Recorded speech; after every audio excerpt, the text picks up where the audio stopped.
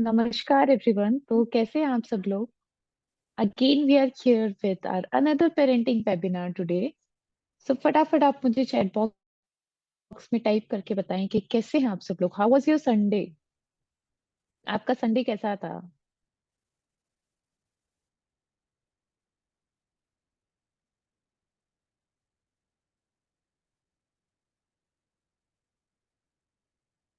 Busy? Okay Shifali ma'am, your Sunday was busy, but thank you so much. Even though आपका Sunday इतना busy था तो भी आपने इस पेरेंटिंग वेबिनार के लिए टाइम निकाला। ये शो करता है आपकी डेडिकेशन और आपके efforts that you are putting in parenting. Wow, thank you so much. बाकी लोगों से भी हम जानना चाहेंगे कि उनका संडे कैसा गया। बिजी था, आलसी था, लेजी था, हेक्टिक था? रेयांश बोल रहे हैं उनका संडे काफी हेक्टिक था।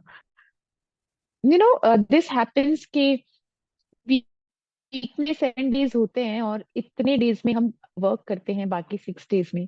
एंड देन वी एक्सपेक्ट कि वो एक संडे मिल जाए जिसमें हम आराम कर लें। लेकिन वो संडे काफी बिजी निकलता है। Okay so Kalpana ma'am, last in the last webinar आपने अपनी वीडियो सारे टाइम ऑन रखी थी। सो आई एम एक्सपेक्टिंग कि you will be there with me today as well.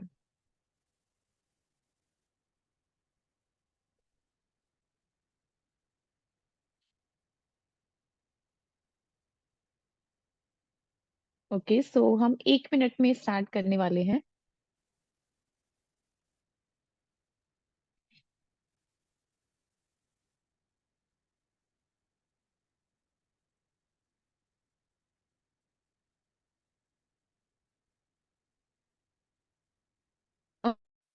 Okay सो एक चीज मैं पूछना चाहती हूँ कि हम सब प्लान करते हैं कि हमारा संडे हम इस तरीके से स्पेंड करेंगे या फिर कुछ चीजें शेड्यूल करते हैं, कि हम संडे को ये काम करने वाले हैं।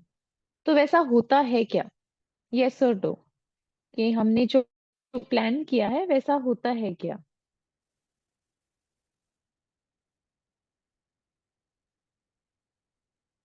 No, at times. Okay so this means कि हम यहाँ पे थोड़ा सा देख सकते हैं कि जो हम प्लान करते हैं और जो एक्चुअल में होता है that is completely uncertain, and this is what life is about. Life पूरी अनसर्टेन है and we can not predict it. But there is one thing that is certain कि हर संडे को यूरो इंटरनेशनल स्कूल पेरेंटिंग के ऊपर 4 to 5 PM में webinar organise करने वाला है। So with this note let start today's webinar. I welcome you all. आप सभी का आज के पेरेंटिंग वेबिनार में स्वागत है। आई होप आप सब लोग हेल्दी होंगे, हैप्पी होंगे और सब कुछ अच्छा होगा। सो मूविंग अहेड, हम आज का वेबिनार एक छोटे से इंट्रोडक्शन के साथ स्टार्ट करते हैं। Euro international school is the first futuristic school जो कि बिलीव करती है to prepare the kids in order to get the success in the future. Because this is the time जहाँ पे हम पहले वाली बुक्स पढ़ के अब एक्सपेक्ट नहीं कर सकते कि फ्यूचर में जॉब लेंगे। We need to prepare our kids, we need to get them skilled, and this is the essence of Euro international school कि वो इस चीज को समझती है and it is preparing the kids for future.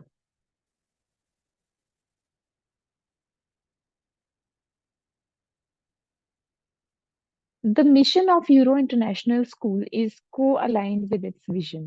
So the mission is to nurture every individual. We have our own uniqueness. हम एक uniqueness hold करते हैं and we ignite that passion in young heroes from a very early age. हम उन्हें prepare करते हैं ताकि वो पर्सनली कॉन्शियस रह सके, इंटेलेक्चुअल कैपेबल इंडिविजुअल बन सके, इमेजिनेटिवली क्रिएटिव पर्सन और सोशली ट्रांसफॉर्मेटिव लीडर्स बन सके, because we believe in creating the job and we are preparing our kids with entrepreneurial skills as well.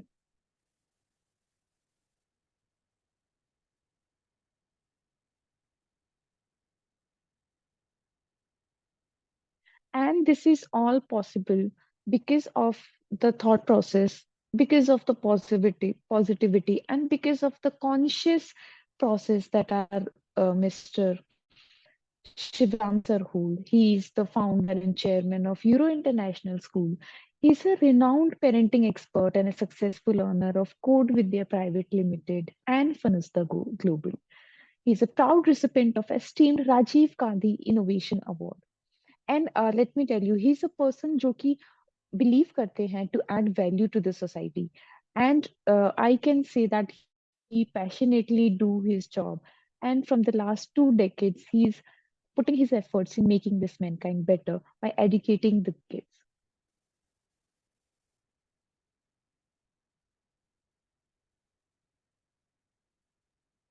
I think Rohit Kumar has raised his hand.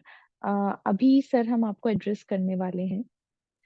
So before moving further, let me introduce you to our today's speaker, Mr. Arpit Sharma. He is the founder of Manometrics Counseling Services and Mind Wellness Center. And let me tell you that this is the first mind wellness center of all over Rajasthan. And वो इतने conscious हैं अपनी इस initiative को लेके कि he has he is the person जिन्होंने पहली बार सोचा कि there is so much that is dedicated to clinical psychology, but there is nothing dedicated to counseling psychology. So he is the person who in all over India, the first person who has registered one of the award that is only and only dedicated to counseling psychologist. And with this thought process, he is moving further to make the society a better place. And this is where Euro International School के और Manometrics के जो thought process है वो co-align करते हैं. So we are very much happy and welcome. We would like to welcome with all our hearts, sir. So before moving further, एक ritual है Euro International School का कि to be present in the moment. And for that process, you need to be conscious of the things. And to get conscious of the things, we need to meditate. So I would request all of you for a 2 minute meditation to sit comfortably and just understand and just love the process that we are doing right now. So I would request our technical team to proceed with the meditation thing.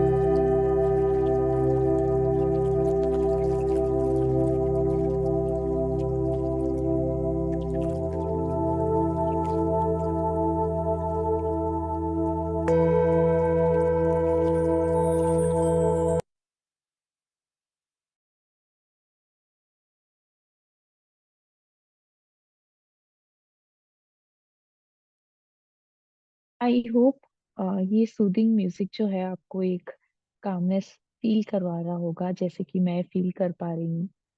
So moving ahead with our webinar today, आज का topic होने वाला है बच्चों के लिए, जिसमें हम डिस्कस करने वाले हैं उनकी cognitive abilities. So for that I would like to welcome Arpit Sharma sir. नमस्कार सर, कैसे हैं आप? I'm good. How are you? I am good too, thank you for asking. So आज का हम वेबिनार स्टार्ट करते हैं।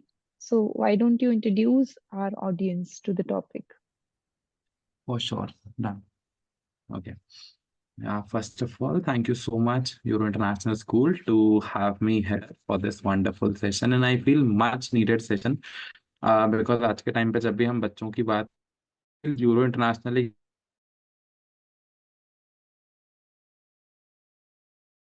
एनीथिंग कि यहाँ पे कुछ इस तरीके का वर्कशॉप या सेशन कॉन्स्टेंटली हर संडे लिया जा रहा है, which is actually a great thing. It's not something के when you take a lot of sessions with a lot of organisations, वो एक पैटर्न बन जाता है। You are into the process के ठीक है आपको कोई इनवाइट करेगा and then you appreciate the other organisation और the person, but this is something which I genuinely like doing from the bottom of my heart because I've been working and associated with many people, but जिस तरीके से यहाँ पर constant एक चीज को लेकर जाया जा रहा है, that is a wonderful thing, and I really appreciate and glad that I also am a part of these things. And secondly, thank you so much to the lovely audience कि आप लोगों ने अपना वक्त यहाँ पर निकाला, and Sunday, most importantly, I was hearing the resource person to constantly telling कि Sunday को बहुत difficult हो जाता है अपना टाइम निकालना, which is also true। फिर चाहे वो प्रोफेशनल्स हो नॉन वर्किंग प्रोफेशनल हो, सबके लिए डिफिकल्ट होता है। संडे ऐसी चीज है कि हम नहीं खर्च करना चाहते, बट देन एक और इम्पोर्टेंट चीज है जो कि है हमारे बच्चों का जनरल मेंटल हेल्थ या उनकी चीजें या उनसे जुड़ी हुई चीजें उन पे ध्यान देना। So I am grateful, actually grateful कि आप लोगों ने अपना वक्त निकाला इस टॉपिक के लिए। टॉपिक जो है वो एक्चुअली में बहुत इंटरेस्टिंग है एंड नीडेड वन है, बिकॉज कभी कभी क्या होता है हमें एज अ पेरेंट लगता है या एज प्रोफेशनल्स हम सोचते हैं या हम इन जनरल सोचते हैं कि इतना तो बच्चे को आता ही होगा, ये तो बेसिक है, ये तो तुम्हें पूछने की जरूरत भी नहीं है, इसके बारे में तो बात करने की जरूरत नहीं है, this is something very basic जो हर बच्चे को आना चाहिए। या इस एज में अगर ये चीज नहीं कर रहा तो कितनी गलत बात है। बट हमारे लिए ये चीज जानना बहुत जरूरी है कि क्या क्या चीजें हैं जो वाकई में एक बच्चा कर सकता है एक पर्टिकुलर एज में, और क्या चीजें हैं खास तौर पर जो नहीं कर सकता, और क्या चीजें हैं जो हम as a parent as a professional उनसे एक्सपेक्ट ना करें। और अपने लिए एक ऐसा टूल किट हो या अपने पास एक ऐसी लैंग्वेज हो, एक कोड हो जो हमें पता हो कि हमें यही करना है और ये नहीं करना, और इसको बेहतर कैसे बनाना है। इन्हीं तीन चीजों पे आज का हमारा पूरा जो सेशन है that will be revolving around. पहली चीज है what to expect from a child at a certain age, second क्या एक्सपेक्ट नहीं करना है, और तीसरी चीज उसको कैसे बेटर बनाया जा सकता है। So I hope we are all good to go, और हम सब एक साथ हैं अभी इस चीज में। सो can I officially start the session if it is good for Yes, everyone? yes, you can. Would you like to share your screen? Yeah. Oh, I'll be also very happy and grateful if people can turn on their videos and keep the videos on because it's a very good way अगर हम लोग एक interaction maintain रखते हैं. As said, आप लोग अपने questions definitely you can put it in the chat box and we'll keep on connecting and discussing things all together. So just give me 1 second. I share my screen. Till then. देखो अपने topic का जो नाम है that is cognitive abilities among the children, right? Anybody who wants to share और किसी को एक इंफॉर्मेशन देनी excuse me, cognitive. Arpit sir, आपने अपनी स्क्रीन शेयर कर दी क्या? It is done now, now it's done, visible है सब? Yes, it is visible now. Okay, हाँ जी। तो जैसा कि मैंने आपसे पूछा कि कॉग्निशन क्या, आप लोगों को कुछ समझ है इस शब्द की या पहले कभी सुना है, या क्या जनरल एक चीज दिमाग में आती है कॉग्निटिव एबिलिटीज शब्द से कि क्या हो सकता है, क्या होता है कॉग्निशन? कुछ भी इंफॉर्मेशन चैट बॉक्स में।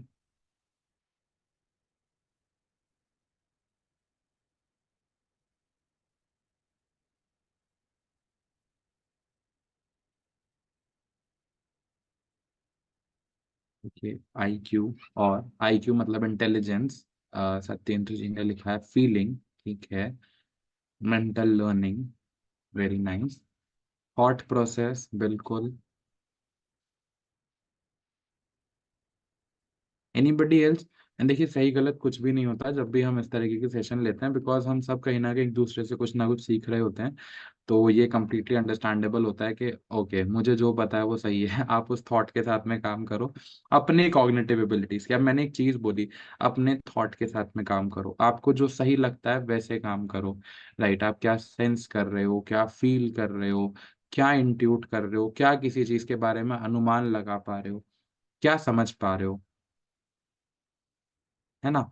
तो ये जो हम चीजें सोचते हैं, किसने लिखा परसेप्शन, तो जो हम चीजें सोचते हैं, जिस तरह से सोचते हैं, जिस तरह से चीजों को महसूस करते हैं, जैसा हम उन चीजों के बारे में अपनी एक सोच या समझ बनाते हैं, वो सब कुछ आपके कॉग्निशन का पार्ट है। कॉग्निशन मतलब एक ऐसा प्रोसेस मानकर चलें आप, जिसमें हम क्या करते हैं। I hope my screen is clearly visible to everyone, right? Yes, it is visible. Okay, and you can see Mm. the sliding, right? Is it being properly slide? Done? Okay, done. Thank you. देखिए, cognition basically क्या होता है, एक process होता है जहां पर हम क्या करते हैं, जो भी नॉलेज हमारे आसपास है दुनिया के बारे में, जो हमारी सोच है, समझ है, हमारे विचार हैं, हम किस तरीके से उनको महसूस कर पाते हैं, वो सब कुछ हमारे एक बुद्धि का पार्ट है। जब हम बात करते हैं बुद्धि, ऑल्दो ये एक संस्कृत वर्ड है बुद्धि, जो हम सब अपने देश में बात करते हैं, हम बात करते हैं कि कैसे हम चीजों को समझते हैं, सोचते हैं, जानते हैं, कैसे उन पे काम करते हैं, वो सब कुछ मिलाकर आपका कॉग्निशन बनता है। और जिस तरीके से हम समझते हैं, जिस तरीके से चीजों को सोचते हैं, जानते हैं, वो होती हैं आपकी एबिलिटीज, कि किन चीजों की आपके अंदर लेट्स से एक कैपेसिटी है, आप क्या कर सकते हैं, किस लेवल पर कर सकते हैं, कौन कौन सी चीजें हैं जो आप किस तरीके से समझते हैं, समझाते हैं, जानते हैं, दूसरे को बताते हैं, उन पे काम करते हैं, रिएक्ट करते हैं। All of these things together makes a cognitive ability. अब बहुत सारे तरह की कॉग्निटिव एबिलिटीज होती हैं, वो भी हम अभी आगे जानेंगे थोड़ा सा चलने के बाद में, कि क्या क्या एबिलिटीज हैं, क्या क्या चीजें हैं। जब तक अगर मैं एक बेसिक अब तक की एक छोटी सी समरी दूं स्टार्ट करने से पहले, वो ये है कि आज का सेशन हमारा कुछ पर्टिकुलर चीजों पे होने वाला है, और हम बात करने वाले कॉग्निशन पे। कॉग्निशन मतलब आप क्या सोचते हैं, कैसा महसूस करते हैं, कैसा किसी चीज के बारे में एक अनुमान लगाते हैं, और किस तरीके से हम किसी भी चीज को आगे लेकर चलते हैं, या अपने दिमाग में रखते हैं, या कैसे उसको प्रोसेस करते हैं, या किसी नए चीज के बारे में जानते हैं, सोचते हैं, समझते हैं, वो सब कुछ हमारे ये कॉग्निशन का पार्ट है। All of that together makes the cognitive processes, जहाँ पे हमारे बात करने का तरीका, हमारा लहजा, हम किसी चीज पे क्या डिसीजन बना रहे हैं, क्या सोच रहे हैं, कितना सोच रहे हैं, वो सब कुछ मिलाकर आपकी कॉग्निटिव एबिलिटीज को बनाता है। और जब हम बच्चों में बात करते हैं कॉग्निटिव एबिलिटीज की, तो हमारा मेन काम ये होता है समझना कि कौन कौन सी खास तौर पर स्पेसिफिक ऐसी मेंटल स्किल्स हैं, ऐसी कौन कौन सी चीजें हैं जो एक बच्चे के अंदर होना बेहद जरूरी है, कि क्या क्या चीजें ऐसी है जो एक बच्चे के अंदर एक पर्टिकुलर उम्र में होनी ही चाहिए, कि हाँ मेरे बच्चे को तो साहब ये चीज आनी ही चाहिए। अभी जैसे हमारे पास में लोग आते हैं, पेरेंट्स आते हैं, बहुत लेमन टर्म में बात करूंगा, बहुत सादा सिंपल। पेरेंट्स आते हैं, वो कहते हैं साहब मेरे बच्चे को तो लिखना ही नहीं आता, खूब मार लिया, खूब डांट लिया, टीचर ने समझा लिया, अलग अलग जगह ले गए, पेंसिल पकड़वा दी हाथ में, और उसको आता ही नहीं है। अब बच्चे की उम्र है इस वक्त पे 2.5 साल, 3 साल, पर वहीं वो कह रहे हैं कि वहीं मेरा जो भाई है उसका बेटा तो साहब सब लिख लेता है, उसको समझ में भी आ रहा है, वो तो सब कर रहा है।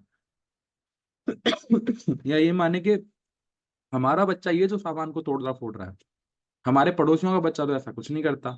वहीं आप इसके घर में लो, इसके ताऊ जी का जो बच्चा है वो तो कुछ नहीं करता, ये सारी चीजें कर रहा है। हमने इसको बोला एक जगह बैठ जा, पूरे घर में गंदगी मचा देगा, फैला देगा। तो हम यहाँ पर उनको समझाते हैं कि हर बच्चे की जो कॉग्निटिव एबिलिटी है वो यूनिक है, अलग है। आपका बच्चा अलग है, दूसरा बच्चा अलग है, हर बच्चा एक दूसरे से कुछ कुछ मापदंडों पे, कुछ कुछ कारणों पे, कुछ कुछ चीजों पे एक दूसरे से अलग होते हैं। और वो चीजें क्या क्या हो सकती हैं, जैसे कि उसकी मेमोरी, मतलब कि वो कैसे किसी भी चीज को सुनता, समझता या जानता है। हो सकता है एक बच्चे के लिए किसी भी चीज को याद कर पाना, सुनना या समझना, बच्चों की एज, अब मैं जो एज लेके चल रहा हूँ यहाँ पर आज, वो खास तौर पे है हमारी बर्थ से लेकर 14 साल तक के बच्चों की।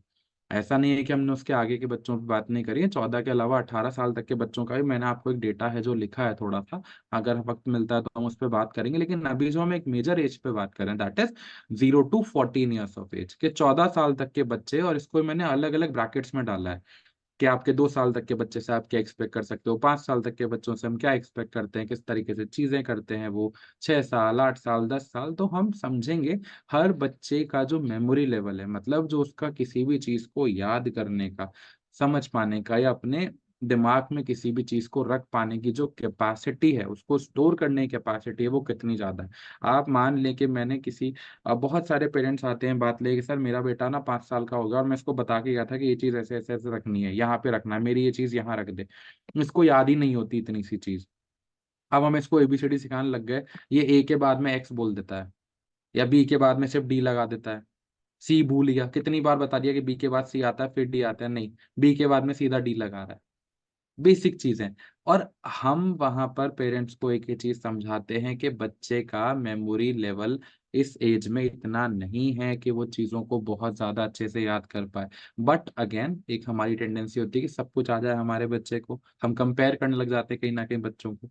तो वो सब चीजें जानने के लिए पहले हमें ये जानना है कि कौन कौन सी एबिलिटीज हैं। अभी किसी ने लिखा था इंटेलिजेंस क्वोशेंट, आईक्यू, मतलब मेरे बच्चे की साधारण इंटेलिजेंस, अगर मैं बात करूं कि कितना इंटेलिजेंट है बच्चा।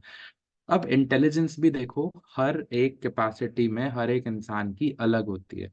कोई बहुत ज्यादा हाई होती है किसी की आईक्यू, किसी की लो होती है। अब वो डिपेंड करता है, या तो हो सकता है बाय बर्थ हो, मेरे पिता की और मेरी माता जी की बहुत अच्छी आईक्यू है मान लो, तो मैं हो सकता है ऐसा बच्चा बन जाऊं कि हाँ बहुत अच्छा इंटेलिजेंट हूँ। लेकिन वही इन्वायरमेंट, मैं ऐसे परिवार में, ऐसे परिवेश में रह रहा हूँ जहां पर पढ़ाई को तवज्जो ही नहीं दी जाती है, तब पढ़ाई पे ध्यान ही नहीं दिया जाता है।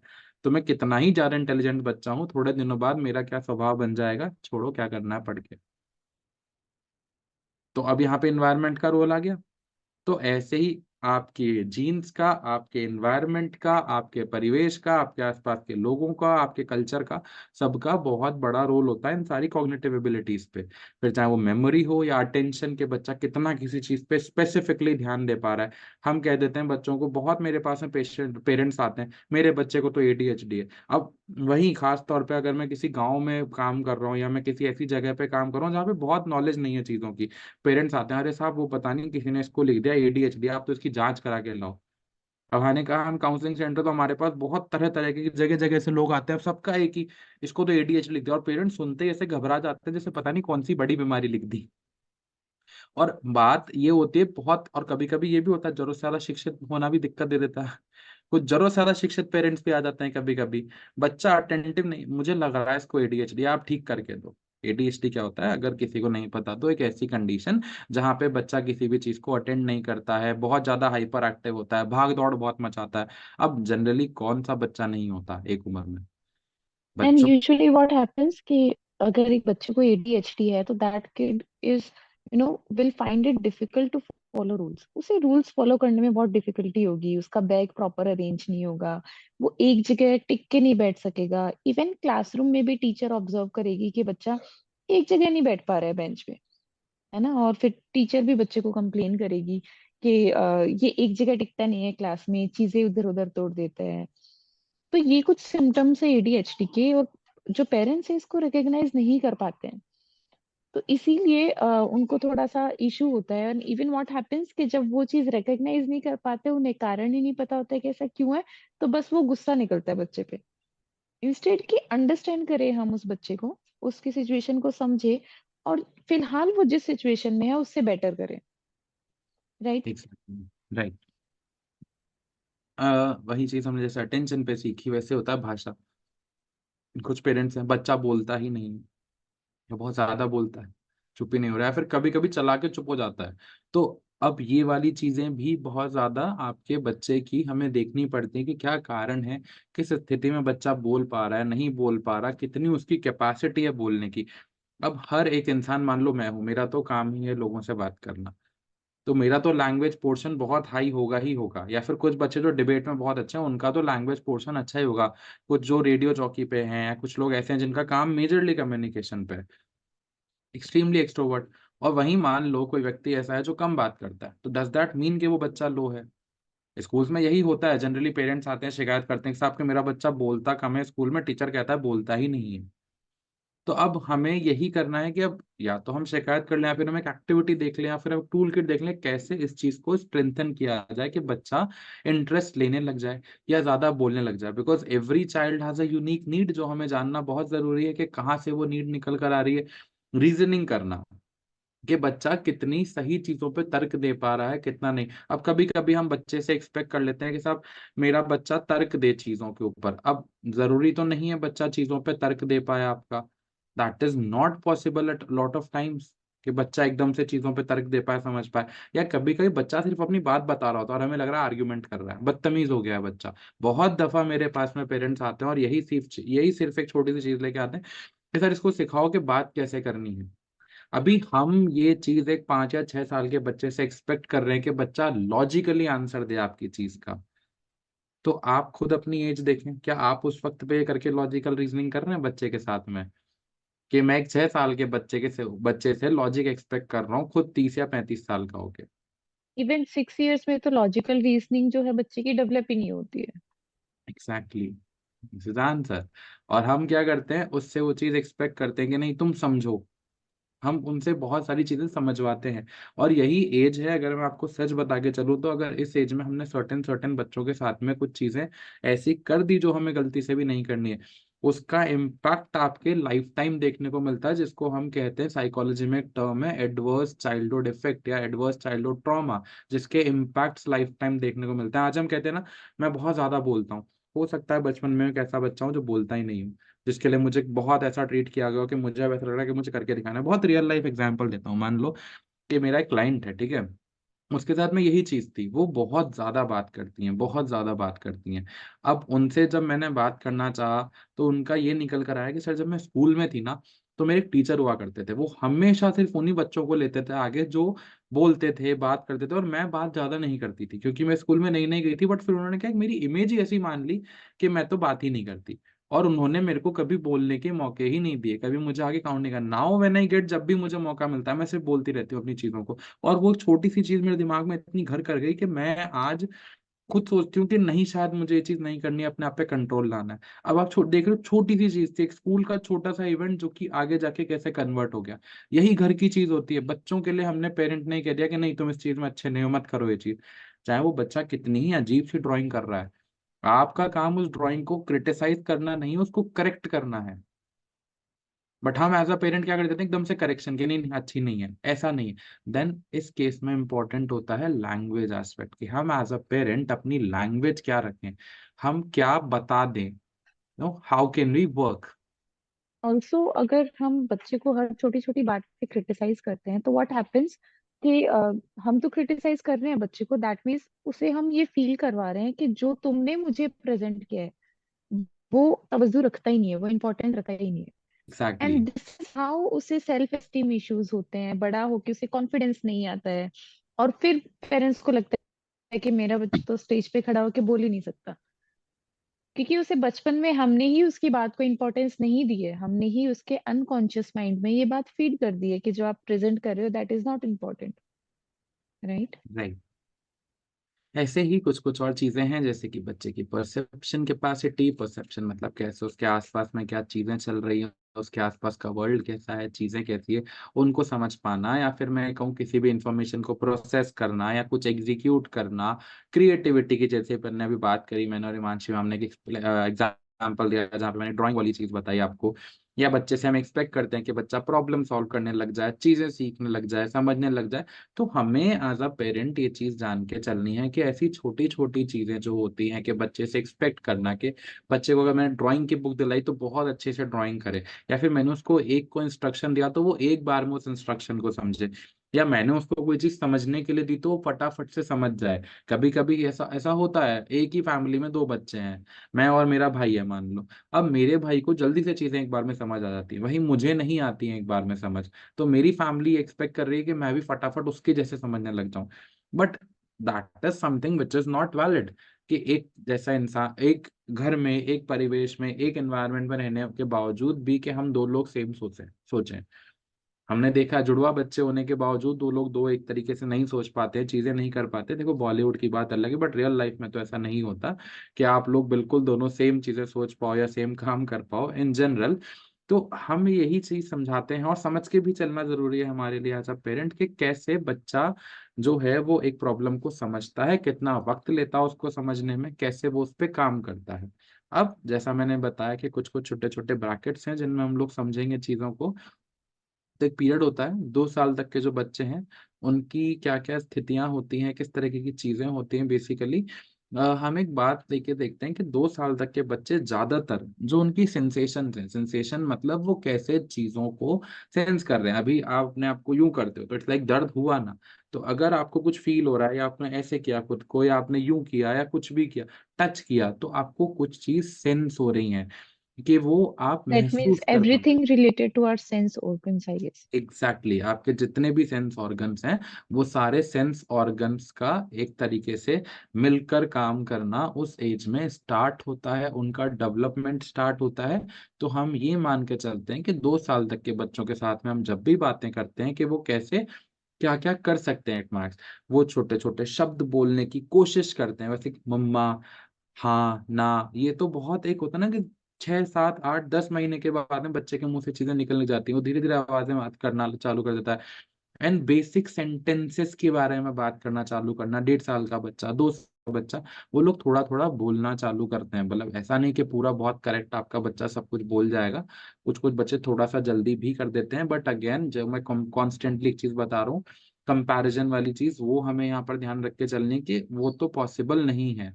और अभी मैंने इसको थोड़ा और डिटेल में लिया, ये मैंने एक छोटा सा ऊपर आपको समझाने के लिए, अभी हम नीचे आएंगे तो मैं आपको दिखा दूं कि किस तरीके से मैंने चीजों को यहाँ पे आपके लिए रखा है, कि बेसिकली 2 साल तक के बच्चों से हम क्या एक्सपेक्ट कर रहे हैं, क्या एक्सपेक्ट नहीं कर रहे हैं, और किस तरीके से हमें उस चीज पर काम करना है। तो हम इस तरह से चलेंगे। पहले बस एक बेसिक इन्फॉर्मेशन जान लेते हैं कुछ 5 मिनट में, कि क्या क्या चीजें हैं और कौन सा बच्चा कौन सी उम्र तक क्या कर सकता है और क्या नहीं। कोई टेक्निकल टर्म्स में हमें नहीं जाना है, कुछ भी नहीं समझना है, ये सामने लिखा हुआ है। ये बस एक इन्फॉर्मेशन के लिए आपके लिए, आपको जो फोकस करना है वो मैं क्या बोल रहा हूँ, कैसे बोल रहा हूँ। और कॉन्स्टेंटली अगर आपको कोई भी क्वेश्चन है तो आप प्लीज चैट बॉक्स में लिखते जाएं, वो मुझे स्कूल की तरफ से मेरे पास में क्वेश्चंस आ जाएंगे ना, आंसर कोई दिक्कत नहीं है, यहीं के यहीं। नहीं, जब हम बात करते हैं एक ऐसी एज 2 से 6 साल, अब ये बहुत ही क्रूशियल पीरियड है, एक्चुअली में बहुत क्रूशियल पीरियड है, क्योंकि यहाँ पे आपके बच्चे का जो एक मानसिक विकास है वो एक्चुअली में होना चालू हो चुका होता है काफी अच्छे खासे पेस पे। शारीरिक विकास तो हो ही रहा है, बट साथ साथ में मानसिक विकास, जो मैं थोड़ी देर पहले मैंने आपको एग्जांपल दिया कि हमारी बातें कुछ ऐसी हो जाती हैं, कुछ चीजें ऐसी होती है कि जहाँ पे बच्चे के साथ में हमने कर तो दिया, या हम शायद मजाक कर रहे थे, बट वो चीज उन्होंने इतना टच कर ली कि अब वो उस चीज से बाहर ही निकल के नहीं आ पा रहे हैं। दे आर समवेयर और the other connected to that thing अच्छे खासे लेवल पे। उनके थॉट्स हैं, उनका इमेजिनेशन पावर है वो बहुत हाई होता है। और एक खास चीज जो मैं सबसे ज्यादा जरूरी मानता हूँ बच्चों के केस में, 6 साल तक के बच्चों में, अगर आपके पास में 6 साल तक का बच्चा है या आप 6 साल के बच्चे के साथ में काम कर रहे हो, बच्चों के अंदर एक कॉन्सेप्ट होता है जहां पे उन्हें बड़ा मुश्किल होता है किसी और के पर्सपेक्टिव से चीजों को समझना। मतलब ये कॉन्सेप्ट है साइकोलॉजी का, ऐसा नहीं है क्या। अब ये बहुत रोजमर्रा की चीजें, बड़ी सिंपल चीजें, हमें लगता है कि हाँ ये तो यूं ही है, बट अब आप देखो कि ये भी टेक्निकल टर्म है और ये कवर्ड है, कि जिसमें इन्होंने एक बात बताई है कि बच्चे को क्या लगता है कि जो वो कह रहा है बहुत सही कह रहा है। बहुत समझदार वाली बात करी उसने। उसने कितनी ही चाहे कैसी ही तरह की बात करी हो, पर उसको क्या लगता है, नहीं नहीं, अगर मैंने बोला है तो बहुत सोच समझ के बोला होगा, मैं कह रहा हूँ तो बहुत समझदार वाली बात कह रहा हूँ। और आपने देखा होगा बच्चों के अंदर एक ऑटोनॉमी डेवलप होती है उस एज में, जिसमें ऐसा होता है ना कि बच्चे खुद, आपने लड़कियों में देखा होगा कि वो मदर की कभी कभी वो चीजें ले लेती हैं, कभी वो उनकी तरह ड्रेसअप होना चालू होती हैं। उनको लगता है कि मैं भी बिंदी लगा लूं, अगर मम्मी की बिंदी है तो। या लड़के कोशिश करते हैं कि मैं मेरे पापा के जूते में पैर डाल के देखूं, चाहे वो जूता इतना बड़ा और पैर उसका इतना सही आ रहा हो, बट उसमें रख के देखते हैं। तो वो अंडरस्टैंड करना चाहते हैं उन चीजों को, बट उनको लगता है मैं बड़ा हो गया, मेरे में एक कॉन्सेप्ट आ गया कि आई एम डेवलप्ड, मैं अपने And हिसाब I guess इस एज ग्रुप में वो क्वेश्चंस भी पूछते हैं कि जैसे कि स्काई का कलर ब्लू क्यों होता है, ऊपर से राइट। पानी कैसे गिर रहा है, भगवान कहाँ रहते हैं। तो with these questions they are trying to understand कि दुनिया है कैसी।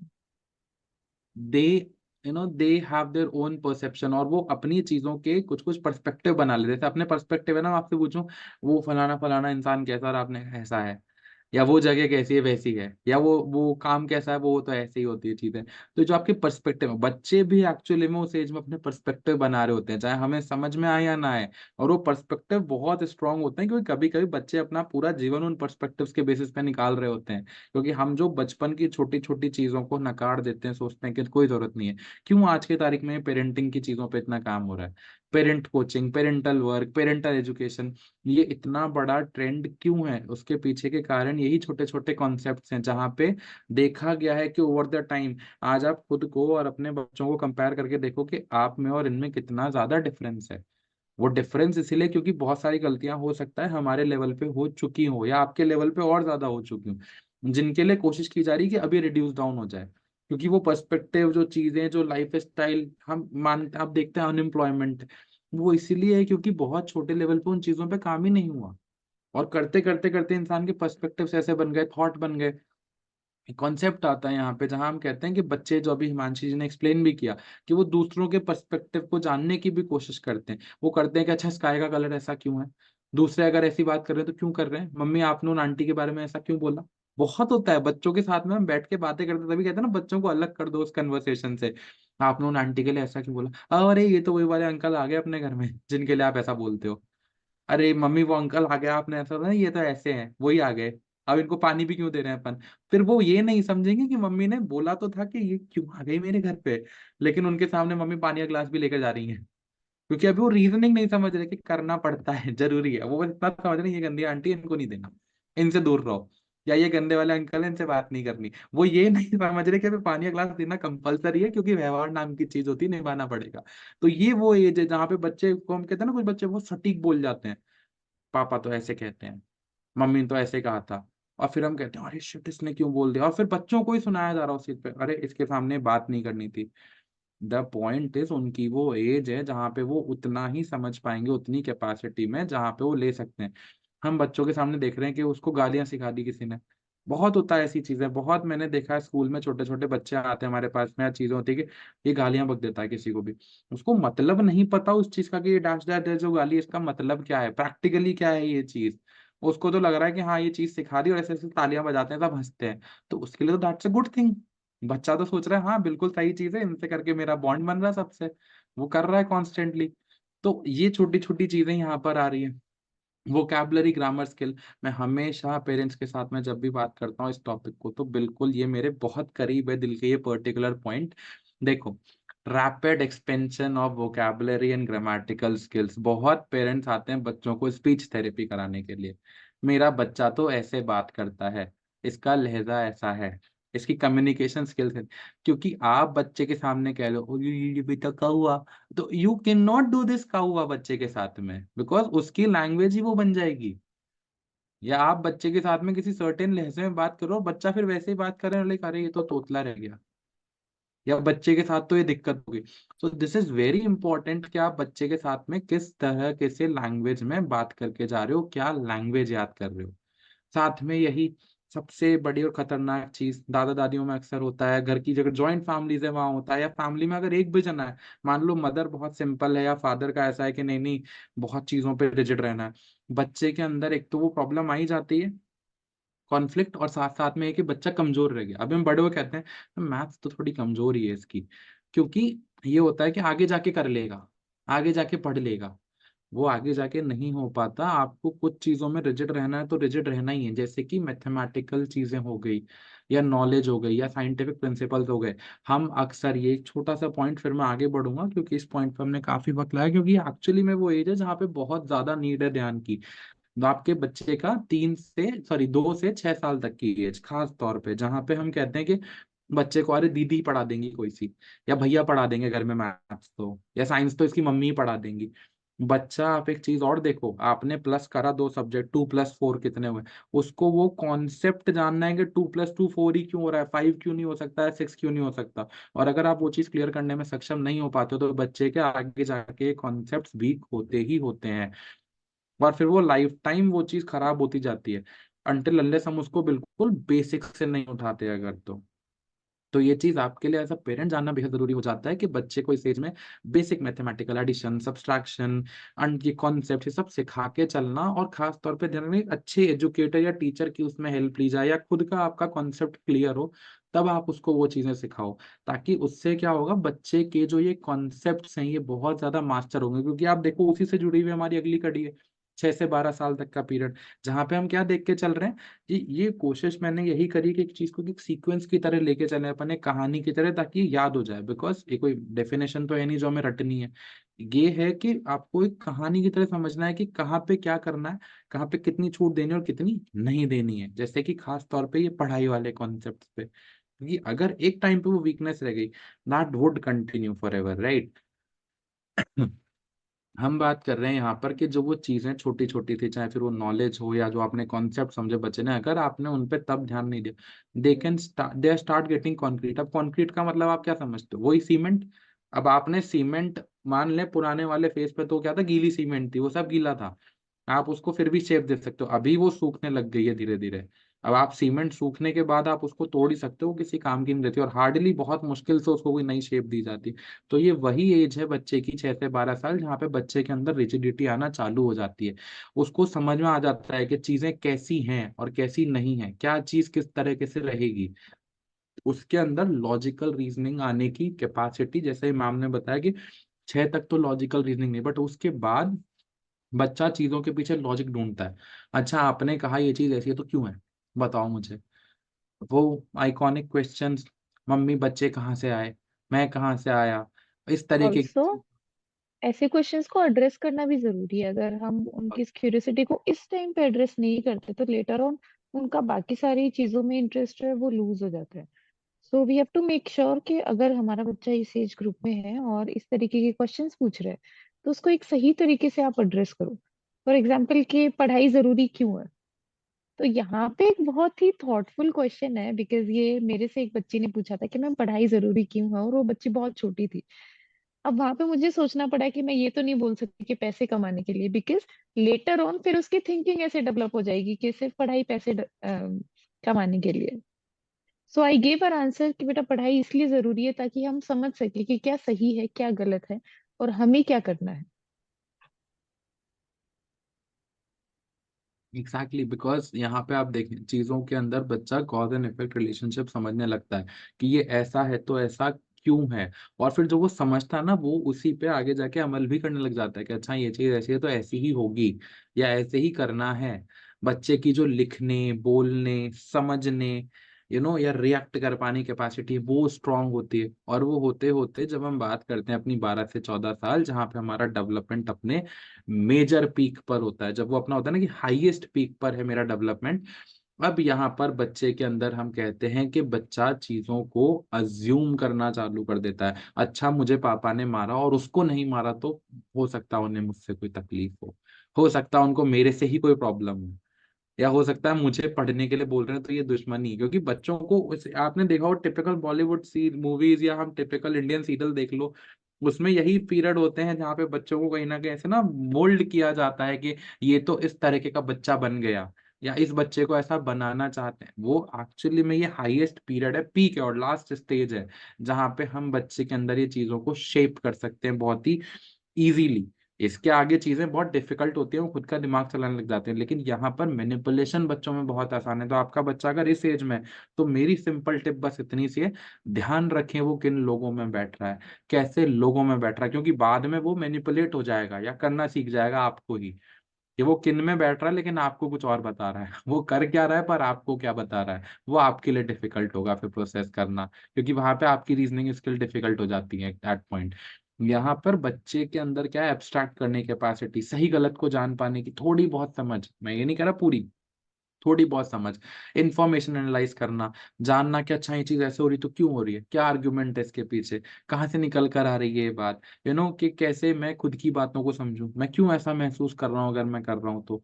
यहाँ पे बच्चा बहुत ज्यादा नहीं, बट आपने देखा होगा ना, बहुत सारे मेरे पास एग्जाम्पल आते हैं, नहीं ऐसे तो मेरी बेटी बहुत स्मार्ट है, पता है कल ही जब मैं अपनी खुद की कंघी कर रही थी, मेरे हाथ में लगी हुई थी, तो ये आई और पीछे से फटाफट खुद ने कॉम करना चालू कर दिया, समझती है।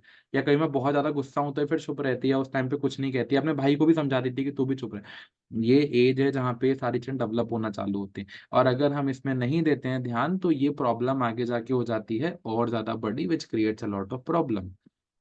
Then moving to the next important aspect, जहाँ पे मैंने आपको बताया था कि हमारे जो आज का मेजर पार्ट है, ये लास्ट बस यही है मेजर हमारा कंपोनेंट, जहाँ पे मैंने इन चारों स्टेजेस को डाला है कि हम क्या एक्सपेक्ट करते हैं, क्या एक्सपेक्ट नहीं करते हैं एक बच्चे से, और कौन कौन सी चीजें हैं, स्ट्रैटेजीज हैं जो हम एज अ पेरेंट अप्लाई करें या एज अ प्रोफेशनल अप्लाई करके चलें कि हाँ इन चीजों का हमें खास तौर पर ध्यान देना है। खास तौर पे घर में रहकर पेरेंट अपने बच्चे का कैसे ध्यान रख सकता है, कैसे वो इन सब जुड़ी हुई स्थितियों में अपने बच्चे को ओवरऑल प्रोटेक्ट करके चले, समझ के चले और काम कर सके मिलकर। ठीक है, पहला, ये जो छोटी सी एज है 2 साल तक के बच्चों की, इसमें बच्चे का डेवलपमेंट जो है ब्रेन का, ब्रेन एक्टिविटीज का काफी जल्दी जल्दी हो रहा होता है चीजें। उनके सेंसरी स्किल्स है, जैसे उनके हाथ पैरों का मूवमेंट है। अब जनरली आप अपने बच्चों को बहुत ज्यादा यहाँ पे रोक कर रखोगे इस एज में, तो सबसे ज्यादा चीज प्रॉब्लम क्या दे सकती है कि आगे जाके बच्चा ऐसा बन जाए जो बहुत ज्यादा चले फिरे नहीं। आलस कहीं ना कहीं बच्चे में देखने को मिल जाता है, अगर आप बच्चे को इस एज में बार बार खींचते हो, रोकते हो, अगर वो क्यूरियोसिटी उसके अंदर इस एज में आपने डेवलप ही नहीं होने दी। हम कहते हैं ना बहुत ज्यादा मिट्टी में भाग रहा है, खेल रहा है, दैट इज राइट। हाँ, जरूरत से ज्यादा भी नहीं करे, क्योंकि फिर वो शायद अटेंशन डेफिसिट में कन्वर्ट होता है। हम कहते हैं ना एडीएचडी, अरे ये बीमारी हो गई, ये दिक्कत, वो शुरुआत तो पैदा तो बाय बर्थ अगर नहीं हुई, तो फिर वो सिचुएशन की वजह से हो सकती हैं चीजें, या तो जेनेटिक है उसका, तो देखो हम कुछ नहीं कर सकते, जिसके ऑब्वियसली मेडिकल बहुत सारे प्लान्स होते हैं चीजें, बट अगर बाय बर्थ नहीं है तो कैसे मैनेज करना है, ऑब्वियसली फिर एनवायरनमेंट को कंट्रोल करके, कि अगर बच्चा भाग रहा है तो देखना कि जरूरत से ज्यादा भी ना भाग दौड़ करे। ये सेंसरी वाली स्टेज यही सिखा रही है आपको कि या तो बहुत ज्यादा भाग दौड़ ना हो, या फिर एटलीस्ट इतनी भी कम ना हो कि वो आगे जाके वो चीज कमी में तब्दील हो जाए। तो एक अप्रोप्रिएट अमाउंट के, हाँ आधे 1 घंटे 2 घंटे पर डे आप उसको खेलने के लिए दे रहे हो स्पेस, के तू खेल, घूम भाग, जो करना है कर। क्यूरियोसिटी मोटिव, क्यूरियोसिटी में ऑब्वियसली बच्चा क्वेश्चन तो नहीं पूछेगा आपसे 2 साल तक का। क्यूरियोसिटी मतलब अपनी बॉडीली क्यूरियोसिटी। आपने कई दफा देखा होगा, मेरे पास बहुत पेरेंट्स आते हैं कि सर ये ना पता नहीं इसको क्या है, कि ये खुद टॉयलेट कर देता है और ये खुद उसी के अंदर ऐसे रेंगने लग जाता है, खुद ही उसमें करके ऐसे छप छप छप छप। That is not wrong, that is actually a curiosity motive, जहाँ पे वो सेंस ऑफ टच डेवलप कर रहा है बच्चा, वो जान पा रहा है कि अच्छा ये कुछ है, बिकॉज उसको क्वेश्चन है ये कहाँ से आ रहा है, क्यों आ रहा है, ये मेरी बॉडी का पार्ट है। इट्स नॉट कि वो कुछ उसके लिए गलत और सही नहीं, क्योंकि रीजनिंग डेवलप नहीं हुई, बट एज अ पेरेंट उसको रोकना वहां पे शायद गलत है, बिकॉज उसका वो जो सेंसेशन एस्पेक्ट है, टच ग्रेडियंट टेक्सचर है, वो समझना उसके लिए मुश्किल हो जाएगा। ऑल्दो मैं ये नहीं कह रहा कि बच्चों को इन्हीं चीजों में खेलने दो, ऐसा नहीं करना है, बट हाँ कुछ पॉइंट अगर कभी कभी ऐसा होता है, allow it, it is normal. Physical interaction, अपनी ही बॉडी को टच करता है बच्चा, ऐसे ऐसे ऐसे लपेट के पूरा सुला देते हैं अपन, मैंने बहुत देखा है बच्चों को पूरा पूरा पूरा रोल कर रहे हो, you role the child, that is a very good thing, उससे बच्चे का डेवलपमेंट होता है, बट कभी कभी उसको खोलना भी जरूरी है, पूरे दिन उसको आप ऐसे बांध के नहीं रख सकते उस चीज में। फिजिकल बॉडी खुद की बच्चा टच करे कभी कभी, बिना कपड़ों के भी थोड़ी देर उसको रख के रखना उसके प्राम में, बिकॉज दैट इज गुड, ताकि वो अपनी खुद की बॉडी से इंटरेक्ट कर सके, कनेक्ट कर सके, दैट इज इम्पोर्टेंट। ऐसे ही उसके जो शब्द बोल रहा हूं उनको करेक्ट नहीं करना, बट इंस्टेड अप्रिशिएट करना है, और बोलो और करो और करो। और खास तौर पे क्या चीजें नहीं एक्सपेक्ट करनी है, कि बच्चा कुछ प्रॉब्लम सॉल्व कर दे, समझ जाए, अपने उन जो, जब बच्चा रो रहा होता है उस टाइम हम चिल्लाते हैं चुप चुप। There is a difference between a pet and a child. हो सकता है आपका पेट आपके चिल्लाने से चुप हो जाए डर के मारे, बट आप सोचो जब वो पेट चुप हो रहा है डर के मारे, तो आपका बच्चा भी डर के मारे ही चुप हो रहा है, वो एक्साइटमेंट में चुप नहीं हो रहा है।